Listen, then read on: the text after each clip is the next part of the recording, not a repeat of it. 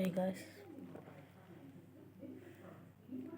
நம்ம ஏன் இவ்வளோ நாள் வீடியோ போடலன்னா நம்ம புதுசாக புறா வாங்க போகிறோம்.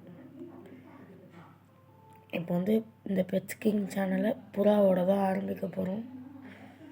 என்னடா சம்மந்தமே இல்லாமல் உங்கள் ஆயாவெல்லாம் ப்ராங்க் பண்ணுற வீடியோலாம் போடுறேன்னு நினச்சிக்காதீங்க. முதல்ல நான் புறா வாங்குற வரைக்கும் டைம் பண்ணணும், வெயிட் பண்ணணும். அதுக்காக தான் இன்னும் கரெக்டாக ஒரு 3 நாளில் வாங்கிடுவேன் புறாவை.